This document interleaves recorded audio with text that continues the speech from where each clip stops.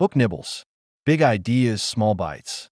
When we look around the world, we see a striking paradox. Some nations flourish with prosperity, innovation, and stability, while others seem mired in poverty, corruption, and recurring collapse. For centuries, thinkers have tried to explain why. Was it geography that determined destiny? Was it climate, culture, or the intelligence of a people? These ideas carried weight at various times, but none seem to fully explain why countries sharing similar geography or resources could have such different outcomes. In Why Nations Fail, Daron Acemoglu and James Robinson argue that the real key lies in institutions, the human-made rules and systems that govern economic and political life. The book's thesis is bold and sweeping. Inclusive institutions, which empower broad participation and protect rights, create prosperity, while extractive institutions, designed to concentrate power and wealth in the hands of a few, lead inevitably to stagnation, poverty, and instability. The authors weave together history, economics, and political science into a compelling narrative that stretches from ancient civilizations to modern states, showing through vivid examples how institutions can make or break nations. One of the first examples the book explores is the contrast between North and South Korea. Both nations share the same culture, language, and geography. Yet while South Korea developed into a thriving democracy with a booming economy, North Korea stagnated under dictatorship, producing hunger, repression, and economic isolation. This stark difference cannot be explained by climate or culture. The only real divergence lies in their institutions. South Korea developed inclusive political and economic structures that encouraged investment, entrepreneurship, and participation by citizens. North Korea, by contrast, locked itself into extractive institutions that allowed only the ruling elite to benefit, suppressing innovation and punishing initiative. This twin experiment, unfolding on the same peninsula, illustrates the author's central point. Institutions, not inherent geography or values, determine national success or failure. The book then carries readers back in time to explore how extractive and inclusive institutions emerge and evolve. The Roman Empire, for example, had moments of inclusive expansion when citizenship rights were extended broadly, which fueled growth and stability. But ultimately, it reverted to increasingly extractive rule, concentrating wealth and power in the hands of emperors and elites, undermining long-term prosperity. Similarly, the Mayan and Incan civilizations had impressive feats of engineering and organization, but relied on rigid hierarchical systems that channeled resources toward elites rather than fostering broad-based development. These societies eventually collapsed, unable to adapt and innovate. By contrast, societies that allowed more participation, like certain European states after the medieval period, were able to evolve towards sustainable growth. The authors are keen to show that small institutional shifts can have enormous ripple effects. They call these critical junctures, moments in history when events disrupt the existing balance of power and set a nation on a new trajectory. One powerful example is the Black Death in 14th century Europe. The plague killed a massive proportion of the population, creating severe labor shortages. In Western Europe, particularly in England, this crisis gave peasants more bargaining power. Landlords, unable to control labor as before, had to grant more freedoms, higher wages, and eventually political concessions.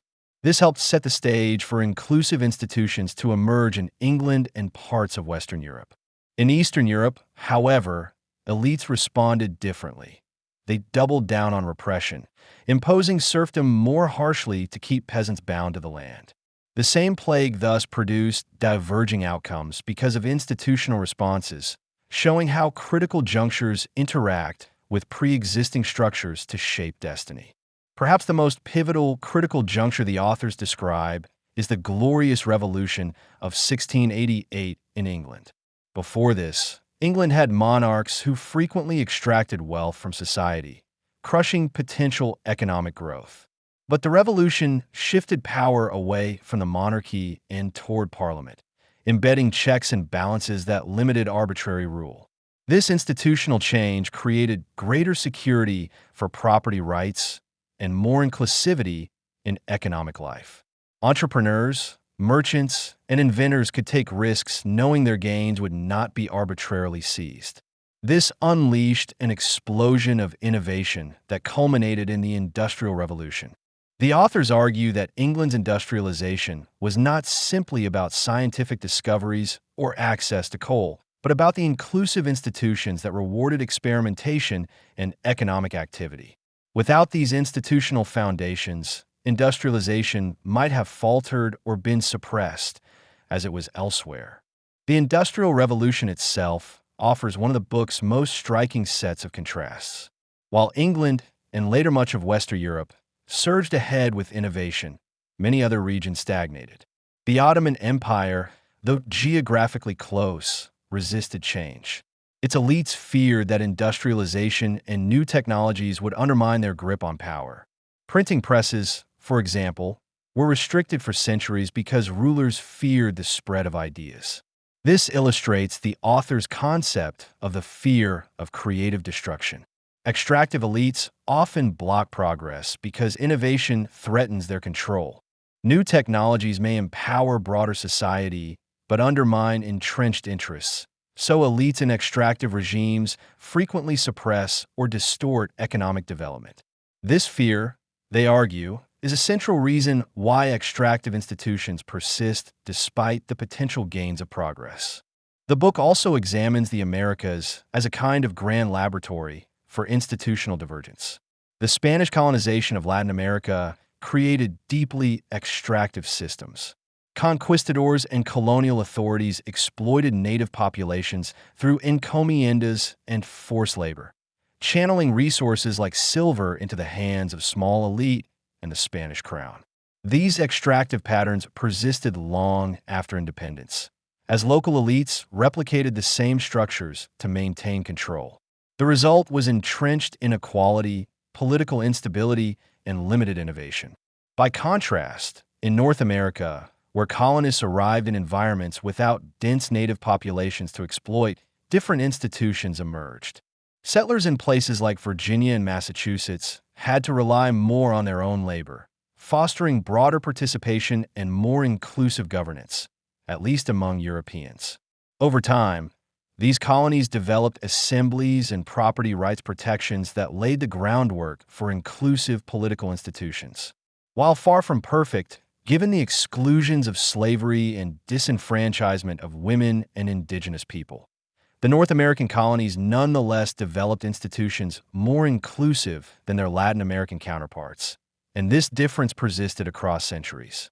Another vivid example the authors highlight is the city of Nogales, divided by the U.S.-Mexico border. On the north side, in Arizona, residents enjoy relatively high incomes, good infrastructure, and stable governance. On the south side, in Sonora, conditions are markedly poorer, with weaker public services and more corruption. Yet, geographically, these communities are the same city, sharing climate, culture, and even family ties across the border. The difference is purely institutional.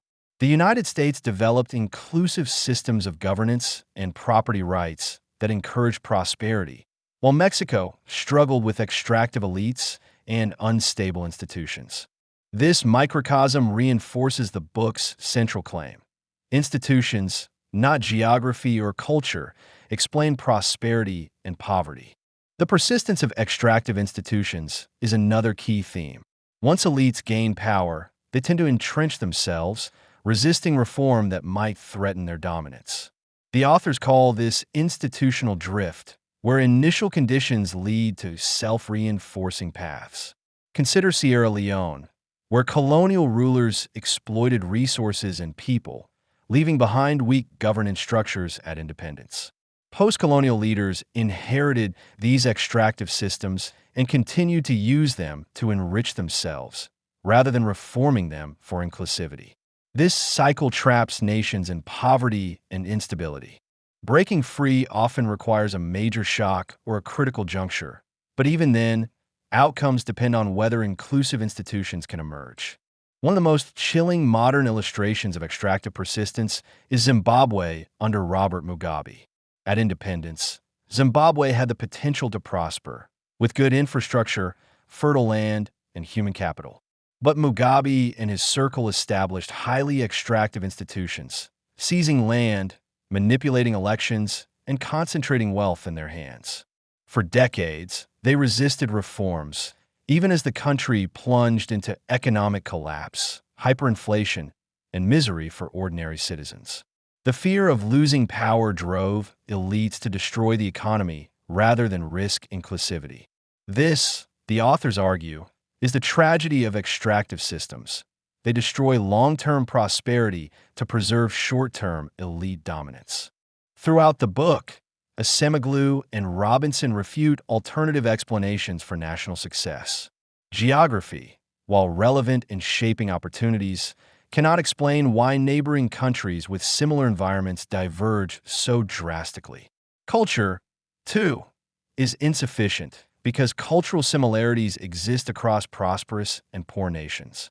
Even ignorance or bad policy choices do not fully capture the dynamics.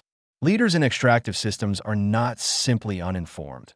Often they know exactly what policies would promote prosperity but deliberately avoid them, fearing they would undermine their grip on power. This is a sobering but important insight.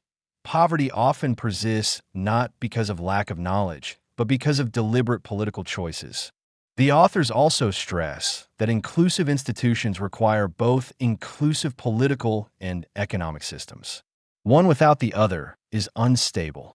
Political inclusivity ensures broad participation and checks on elites, while economic inclusivity ensures opportunities and incentives for innovation. Together, they create a virtuous cycle. Inclusive politics foster inclusive economics, which in turn empowers more people to participate in politics, reinforcing the system. Extractive systems, by contrast, create vicious cycles where concentrated power leads to more extraction, repression, and stagnation. This framework helps explain not only long-term national trajectories, but also why reforms often falter if they address only one side of the equation. Examples from Asia reinforce these dynamics. South Korea's transformation after the Korean War was fueled by strong institutions that gradually became more inclusive, allowing its economy to boom. By contrast, North Korea remained trapped in an extractive political dictatorship that suffocated economic life. China presents a fascinating case. The authors argue that while China has experienced remarkable economic growth under extractive political institutions, this growth may not be sustainable. As innovation becomes more central to economic progress, extractive regimes face the dilemma of allowing creative destruction, which threatens elites, or suppressing it, which stifles growth. China's future, they suggest, depends on whether it transitions toward more inclusive institutions or remains stuck in extractive patterns. Another instructive story comes from Botswana, often cited as an African success. Unlike many post-colonial states that fell into extractive traps, Botswana built relatively inclusive institutions after independence. Leaders like Seretse Khama established property rights, invested in public goods, and resisted corruption. This set Botswana on a path of steady growth, fueled by diamond wealth, but managed inclusively rather than captured by elites. It shows that even in Africa, often stereotyped as trapped by geography or colonialism, inclusive institutions can emerge and thrive. As the book moves through history and geography, a recurring lesson is that there is no predetermined path. Nations fail not because of immutable fate, but because of choices and institutions. Critical junctures, wars, plagues, revolutions, independence, offer opportunities for change. Whether nations seize them inclusively or reinforce extraction determines their trajectory. England used the Glorious Revolution to limit monarchy and empower parliament, fueling innovation. Spain and much of Latin America, facing similar opportunities at independence, entrenched extractive elites instead. These differences echo across centuries. Freeman's narrative is filled with memorable takeaways that can almost be applied as tips for understanding global development. If you want to know whether a country will prosper, don't just look at its resources or its geography. Look at who holds power and how institutions are structured. Are property rights secure? Can ordinary people participate in political life? Are innovators free to disrupt old systems? Or are elites blocking change? These questions predict prosperity far better than latitude or cultural traditions. Another key lesson: inclusive change is fragile. It must be defended continually against elite attempts to roll back freedoms. Prosperity is not a permanent state, but an ongoing struggle between inclusivity and extraction. The authors also remind readers that institutions are deeply historical. What we see today is the cumulative outcome of centuries of decisions, shocks, and power struggles. Reform is possible, but it cannot be imposed overnight.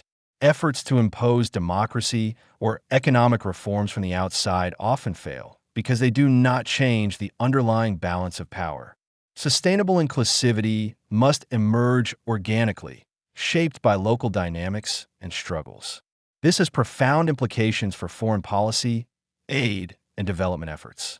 Toward the book's conclusion, Acemoglu and Robinson return to the sobering reality that most nations in the world still struggle with extractive institutions.